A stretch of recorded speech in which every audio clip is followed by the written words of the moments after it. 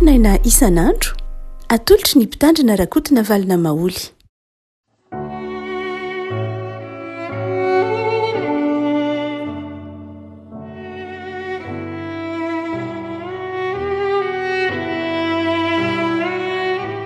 Ampifaliana no iarabanantsika rehafako malala tratry alakamisy 27 ny volana Jona ity. Ny mofo izay valahatra ao antsika dia ny epistily nosoratana ho an'ny Romanina. Romanina 13 Romanina 13 andiny voalohany ka atsahatra amin'ny andininy 17. Romanina 13 andiny voalohany ka hatramin'ny 17 amin'ny anaran'i Jesosy. Aoka ny olona rehetra samy anaiky ny fahefana lehibe, fa tsy misy fahefana afa-tsy izay avy amin'Andriamanitra, fa izay misy dia voatendrin'Andriamanitra. Koa izay manohitra ny fahefana dia manohitra ny voatendrin'Andriamanitra, ary izay manohitra dia azo fahameloana. Fa ny mpanapaka dia tsy matahotra ny manao tsara, fa ny manao ratsy ihany. Ary ny tsy atahotra ny fahefana vahantianao, ataovy ara izay tsara, dia azo dera avy aminy ianao. Fa mpanompon'Andriamanitra izy ahatsaranao, fa raha ratsy kosa ny ataonao dia matahora fa tsy entiny foana tsy akory ny sabatra, fa mpanompon'Andriamanitra izy mba hamaly handatsaka fahatezerana amin'izay manao ratsy. Koa tsy maintsy manaiky ny olona, nefa tsy noho ny fahatezerana ihany fa noho ny fieritreretana koa, fa noho izany no andoavanareo volahitra, fa mpanompon'Andriamanitra mitandrina izany zavatra isany indrindra ireny. Mandoava amin'izay rehetra tokony ho azy avy, volahitra ho an'izay tokony handoavan-kehitra, fahadin-tseranana ho an'izay tokony handoavana fahadin-tseranana, tahotra ho an'izay tokony hatahorana, haja ho an'izay tokony ho hajaina. Ray masonao manomasinana amin'ny fahamarinana, ny teninao ny fahamarinana. Amen. Etika ao anatin'ny fiarahamonina no resahan'i Paoly amin'ny toko 12 sy toko 13 ity. Ny etikatsika manoloana ny fahefana lehibe na momba ny fahefan'ny mpitondra no resahina amin'ny toko 13 ity. Etika kristianina, manahoana ny toetrantsika, ny fitondrantenantsika manoloana ny mpitondrantsika, manahoana ny fahefana lehibe ao anatin'ny fiarahamonina. Isan'ny sarotra dia sarotra na ataontsika hoe mafy amin'ny olona ny mamoaka ny hevitra ity teny ity, indrindra hoe aoka ny olona rehetra samy anaiky ny fahefana lehibe. Mafy amin'ny olona manakatra azy no mieritreritra azy, manao hoe fa ahoana moa izany no tsy maintsy anekena foana ny fahefana lehibe na ny fahefan'ny mpanjaka na ny fiarahamonina na ny fahefam-panjakana. Ahoana moa no tsy maintsy anekena azy? Inona ny antony anekena azy? Na dia efa tsy mety raha ve ny ataony, na dia efa mivily lalana izy ve tsy maintsy anaiky azy foana be izany isika, satria dia avy amin'Andriamanitra foana koa ve izy? Ary ahoana no vatrahana fa avy amin'Andriamanitra avokoa ny fahefana lehibe? Izany rehetra dia mampametra-panontaniana antsika manoloana ity afat'i Paoly ity. Fa raha tena mamaky tsara ny toko 13 tsika dia vokatra na conséquence eto ny fanekena na ny fankatoavana ny fahefana lehibe. Mila mazava tsara amintsika aloha ny hevitra ilay atao hoe fahefana lehibe amin'ny Paoly. Inona ilay fahefana lehibe? Avy aiza ilay fahefana lehibe? Atao inona ilay fahefana lehibe? Amin'ny Paoly dia ny fahefana lehibe na ny fahefan'ny mpanjaka na ny fahefan'ny mpitondra zany dia mazava tsara ny andraikiny, mazava tsara ny ampiasaina azy. Avy amin'Andriamanitra io fahefana io, fa tsy avy amin'ny olombelona akory, avy amin'Andriamanitra io fahefana io, ary mpanompon'Andriamanitra ny fahefana lehibe. Mazava tsara ny andraikitry ny fahefana lehibe tsinona. Mazava ny andraikitry ny fahefana lehibe sy ny antony nanomezan'Andriamanitra ny fahefana lehibe. Tamin'ny andron'ny Romanina dia nisy ny antsoina hoe talohan'ny fanjakana Romanina zany dia saika tribu no nanjaka, saika tribu no nanjaka na koa vondron'olona sy foko maromaro na firenena kely madinidinika mifanila no nanjaka talohan'ny fanjakana Romanina. Ary tamin'izany fotoana izany dia na dia tao anatin'ny fiarahamonina Romanina koa raha mbola nisy azy zany tany am-piandohana dia mifanafika ny samy foko na ny tribu na ny fianakaviana, mifanafika izy, mifamono izy, ary nisy ny antsoina hoe fahida. Ny antsoina hoe fahida dia vengeance na valifaty zany hoe mifamaly faty zany ireo zay very fananana na ireo zay nanaovana ratsy de mamaly faty, dorana ny tanànany sasany, etraketrahina ny fady aman-tsanaky ny hafa, vonoina ny biby fiompin'ny hafa, mifanafika ny samy foko na samy tribu. Dia rehefa teraka ny antsoina hoe fahefana lehibe na ny atao hoe État, rehefa teraka ny fahefana lehibe dia miovy io ary ny mpitondra fianjakana, ny mpanjaka na zay mitondra eo ny fahefana lehibe dia nandamina zany korontana, zany fifamonoana, fifanimbana zavatra, fifanaratsiana, nandamina an'zany lay ataontsika hoe État na lay fahefana lehibe, nandamina an'izay izy mba ahatonga tsisy intsony lay fahida, lay valifaty, lay fifamonoan'ny samy mpiarabelona, lay fifamonoan'ny samy foko, de teraka lay fahida, teraka lay tsy hoe teraka lay fahida fa ndravana lay fahida fa teraka lay fahefana lehibe. Ary dia io fahefana lehibe zany dia nanaisotra lay ratsy tao anatin'ny fiarahamonina, ary zay mahafahefana azy nandrava lay ady, lay korotana, lay fifamonoana ary nampanjaka ny atao hoe marina, ny atao hoe rariny, ny atao hoe hitsiny, nampanjaka izay ny fahefana lehibe. Noho zany dia lay fahefana lehibe zany amin'io fotoana io dia nanome toky na nandray andraikitra amin'ny fikarakarana ny mponina sy ny fiarahamonina lay fahefana lehibe. De teraka teo ny ataontsika hoe ny État na ny tahaka zany na ny fanjakana tamin'ny ataontsika hoe État moa efa somary efa vanim-potoana ty aoriana kely ihany, efa ty ambadika ny taonjato fito amby folo vao tena mipoitra ny antsoina hoe État mihitsy re hitantsika azy, fa tamin'ny andro Andriamana de mitovitovy am'izay ihany. Le fanjakana zay miaro ny olona, miaro ny olona amin'ny herisetra, miaro ny fananan'ny olona, ary izay takalo zay zany hoe ny fanjakana dia ny fahefana lehibe zany de miaro ny olona amin'ny ratsy, miaro ny olona amin'ny fananany, miaro ny olona amin'ny ainy, miaro ny olona ny fanjakana. Zay ny dikany hoe tsy hoentiny foana ny sabatra hoy Paoly, tsy hoentiny io fahefana lehibe io foana ny sabatra fa tsy hoentin'ny fahatany zany io fa hoentiny io mba hiarovana ny fiarahamonina. Ary ho setrin'izay kosa io le tenenina hoe synalagmatique amin'ny teny frantsay, ny antsoina hoe synalagmatique amin'ny teny frantsay, voambolana tena fampiasa synalagmatique zany hoe milaza hoe misy zavatra anankiroa mifameno mifandray ka ny anankiray zany miandry zavatra amin'ny anankiray ary ny anankiray kosa manolotra zavatra anankiray, zay ny synalagmatique hoe za zany dia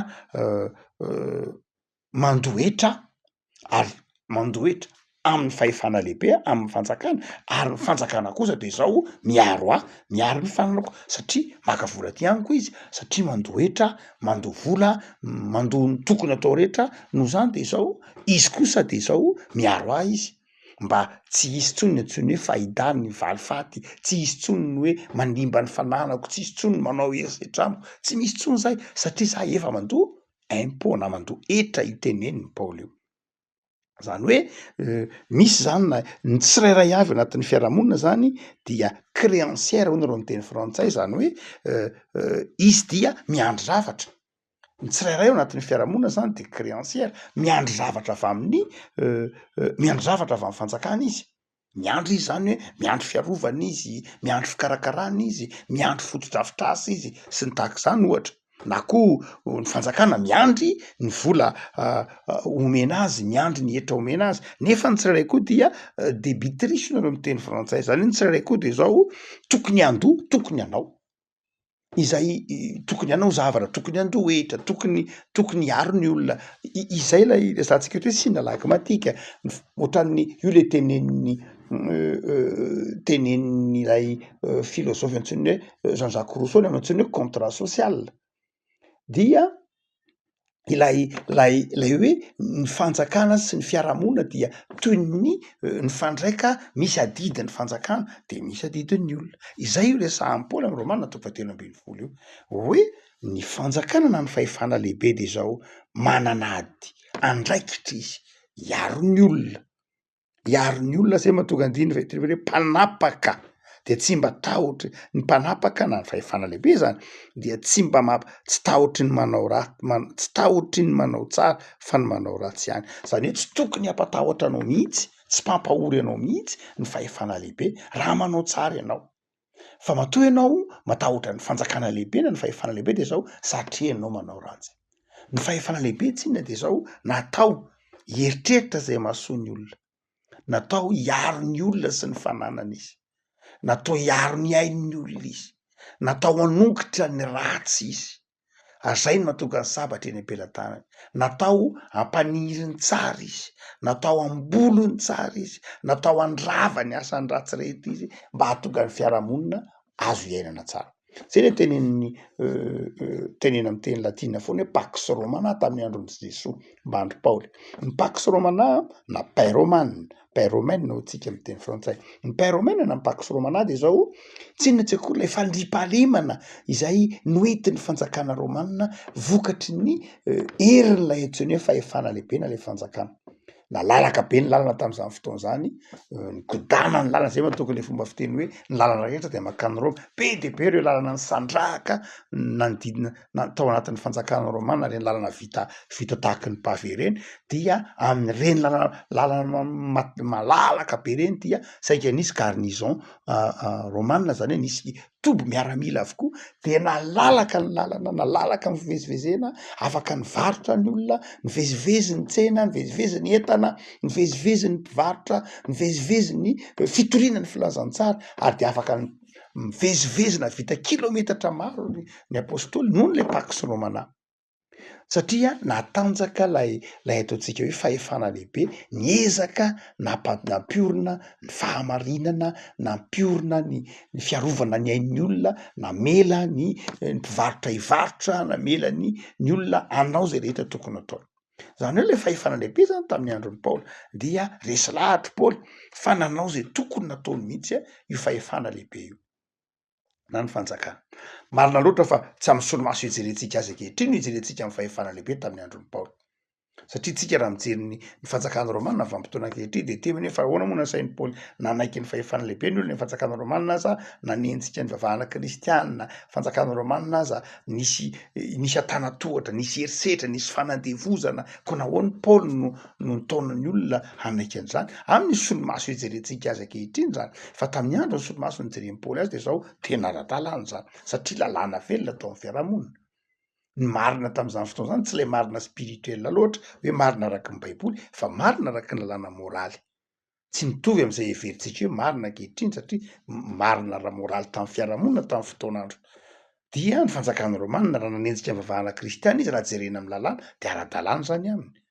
Ara-dalàna satria no heveriny hoe loza no tatao amin'ny fanjakana romanina de ara-dalàna zany aminy. Zay mahatonga an'i Paoly tsy de tena tsy amin'ny solomaso hijerentsika azy akory no hijerentsika ny etikan'ny Paoly amin'ny lafiny sasany eto. Fa tena nametraka mihitsy Paoly manao hoe ny fahefana lehibe dia manana adidy mihitsy, heritreritra ny mahasoa ny olona. Noho zany dia adidy ny fahefana lehibe io, ny mikaroka zay mety hatsara amin'ny fiainam-bahoaka, ny foto-drafitrasa miaro amin'ny ratsy. Noho zany de zao Paoly mazava tsara, andininy fahenina, noho zany nandoavanareo volahitra fa mpanompon'Andriamanitra izy. Am'izay fotoana zay conséquence voalohany indrindra de zao, satria izy mieritreritra zay mahasoa ny olona, mitondra sabatra mba hiarovana ny ain'ny olona, manana lamina mba tsy hisian'ny fifamonoana sy ny fifankalana sy ny fifanaratsiana ao anatin'ny fiarahamonina. Noho zany de zao tena rariny mihitsy izy Paoly raha ohatra ka maka volany aminareo, satria misy service, misy zavatra ataony io fahefana lehibe io ho anareo. Noho zany dia voalohany afaka maka volany aminareo izy, satria misy zavatra ataony, mieritreritra zay asoa anareo kosa izy. Noho zany dia rariny sihitsiny raha mandohitra nareo. Mandoa fady ny tsiranana, ny fady tsiranana moa tena teny malagasy madio mihitsy, manao foniteny kely tsika. Ny fady tsiranana tamin'ny andron'ny ataontsika hoe manomboka amin'ny andron-dratama de efa be de be ny tsena teto Antananarivo, ary dia alatsinainy Ambohimanarina, talata Besarety, alarobia Andravoahangy, alakamisy Mahamasina Zoma, Analakely, sabotsy Isotry, alahady Andohalo. Zany dia efa ela be no nisiny zany fomba zany. dia rehefa mandeha makeny an-tsena ny olona mpivarotra ohatra hoe mpivarokena dia raha miala ataovy hoe miala avy any Ampasapito izy andeha hivarotra ty Andravoahangy na andeha hivarotra ty Mahamasina de roahany ny omby satria tsy misy fiarakodia mbola tanterana de roahana ny omby hovonona any Isotry satria amidy any Isotry ny Sabotsy de roahany eny an-dalana iny omby iny de rehefa tonga eny an-tsena de mindrana tokotany ny olona mindrana tokotany satria amonona omby mba hivarotana lay hena de rehefa mindrana tokotany izy dia avelany ho an'ny tokotany ny taovany na ny fadiny avelany ho an'ny tokotany ho takalon'lay ho toy ny ofan'lay tokotany zany ho toy ny ofan'lay tokotany avy nolotoina na monona lay omby de navela teo zany ny taovany na ny fadiny ohatra hoe ny tsinainy ny atiny ny kabokabony ny vavoniny reny dia avela eo reny avela eo zany reny atao hoe fadiny dia avela eo amin'ny tokotany avy nona omby io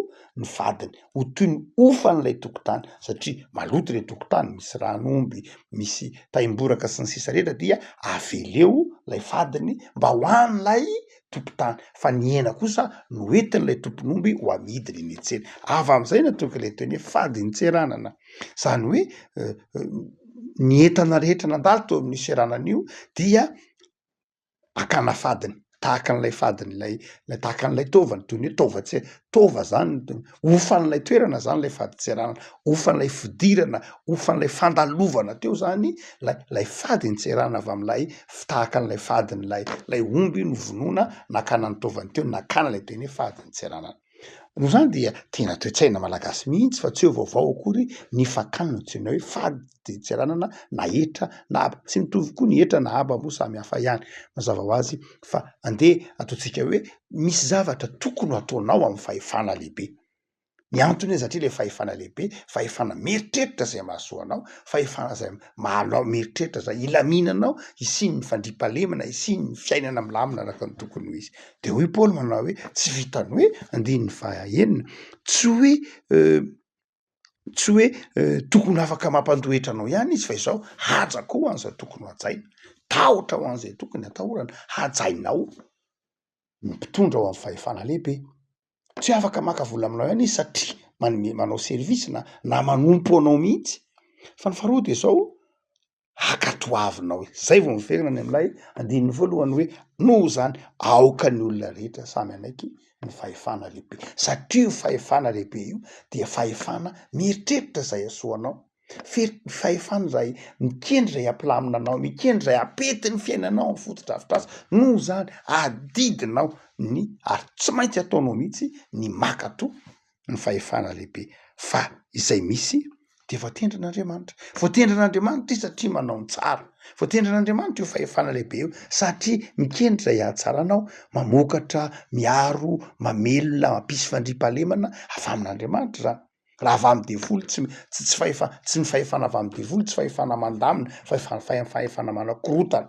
fahefana mampiady fahefana zany ny fahefana avy amin'ny devoly fa ny fahefana avy amin'Andriamanitra kosa de zao fahefana mandamina fahefana mijery zay ahasoanao fahefana mahatonga ny olona afaka manana ny fananany araka ny tokony ho izy no zany dia hajainao izy zany hoe eto zany dia ny zava-dehibe de zao ny toetra takinina am'lay fahefana lehibe melono ny toetra takina amin'ny olona rehetra lay fahefana lehibe zany eto de tokony mindrika tokony manao ny asany tokony manao ny zavatra andrasana aminy izy rehefa ataony tsara iasany amin'izay de zao tonga ho azy ny fakatoavan'ny olona ilay fahefana lehibe tonga ho azy ny fandoavan'ny olona ny hetra tonga ho azy ny fandoavan'ny olona ny faditserarana tonga ho azy ny fanajan'ny olona azy tonga ho azy ny fahatahoran'ny olona azy satria manao lay tokony ataony izy miaro ny olona sy ny fananany miaro am'lay fahita sy fifamonoana sy korotana isan-karazany dia milamina lay fiarahamonina fa raha sanatria kosa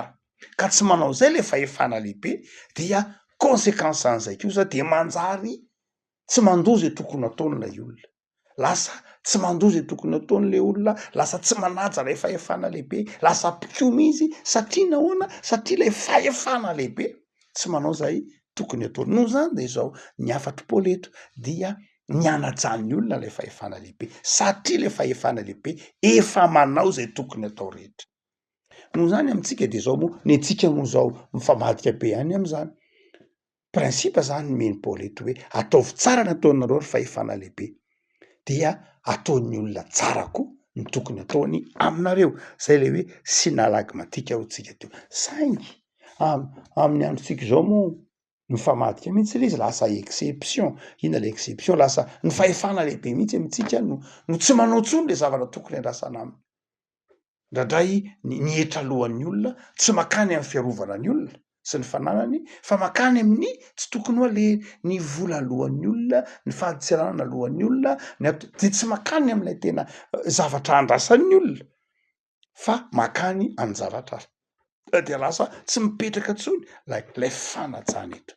Afaka malala am'izao fotoana ny fetim-pirenena izao de samy mieritreritra isika fa ny tsirairay avy ao anatin'ny fiarahamonina de manana zavatra andrasana, ary ny tsirairay avy anatin'ny fiarahamonina de manana zavatra tokony atolotra. Zay le tenenin'ny Jean-Jacques Rousseau lay antsoina hoe contrat social.